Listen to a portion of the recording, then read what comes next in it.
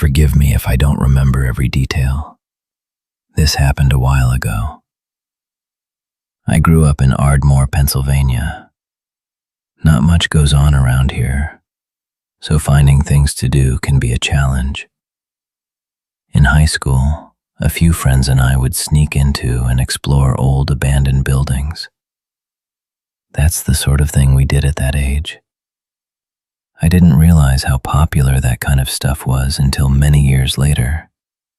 Apparently, a lot of people are into it. Anyway, there was this abandoned church that we'd been to a couple of times before. It was in Narberth. I actually remember the exact address. 198 Elmwood Avenue. The place was creepy, but it was kind of our go-to spot for late-night thrills. One fall evening, a few of us decided to hit the church and drink a little inside. It was a chilly night, and the air had that crisp bite to it. There were 6 of us: me, Luna, Gina, Johnny, Max, and Allie. The church sat behind an 8-foot chain-link fence, which we had to climb to get in. The doors were all boarded up, so we always went through a window on the side. Once you were inside, the first thing you noticed was the floor, or the lack of one. The entire first floor was just dirt. It looked like someone had ripped out the floorboards years ago, leaving only a hole in the center where a set of concrete stairs led down to the basement. That's where we always ended up. The basement had 3 rooms, but only one had a door. The other 2 just had door frames. The first room we went into was the largest. There wasn't much in it, just some old furniture, broken chairs, a busted couch. I remember having to shush Johnny like 12 times because he was a lightweight, and the tiny bit of alcohol he'd had was making him really loud and antsy. Being in such a big group was always a plus, and I felt much safer knowing we had numbers. We messed around for a while, drinking and laughing like we usually did.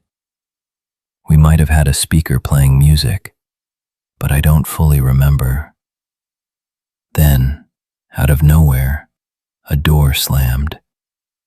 I literally jumped. That's how loud it was. We froze, staring at each other with wide eyes. At first, I thought one of us had accidentally closed it, but no one was anywhere near it. Almost immediately, Luna, Gina, and Johnny made a break for it, sprinting up the stairs and leaving me, Max, and Allie behind. We were the fearless ones, and none of us wanted to leave just yet. My heart was definitely pounding, I'll fully admit that. But I wasn't going to let the wind freak me out. I could tell Max and Allie were thinking the same thing. I don't know if it was curiosity or stupidity, but we decided to investigate.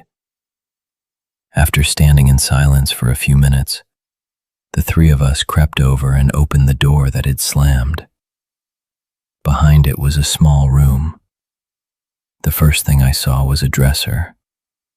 The mirror on top of it was cracked, and there were red stains smeared across the surface.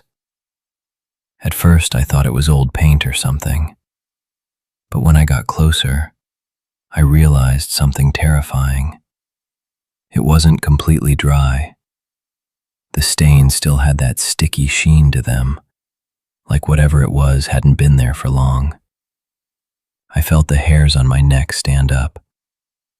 I was having serious second thoughts about not leaving sooner. Someone, or dare I say something, had recently been in this room. Then I saw the picture. There was an old photo sitting on top of the dresser, a black and white shot of a woman in a wedding dress. She was smiling, but there was something deeply off about it. The whole thing gave me a bad feeling. I backed away, but just as I turned, we heard another noise. This time it wasn't the door. It was coming from one of the other rooms, the room we had just been in. That was enough for Max and Allie. I wasn't going to argue. We grabbed our stuff and ran out of there as fast as we could.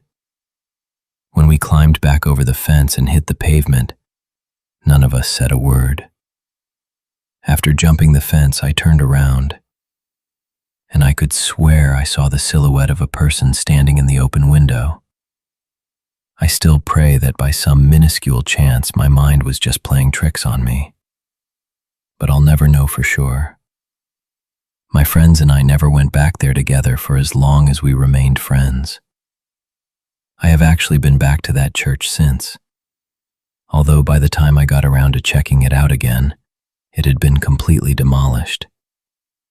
I still have no idea what we encountered that night. I'm just glad my friends were there to witness it with me. Had I been alone, I might doubt that any of this even happened. If anyone wants to do some digging, go ahead. I was never able to find anything online, but I wouldn't be surprised if that church has a history I don't know about.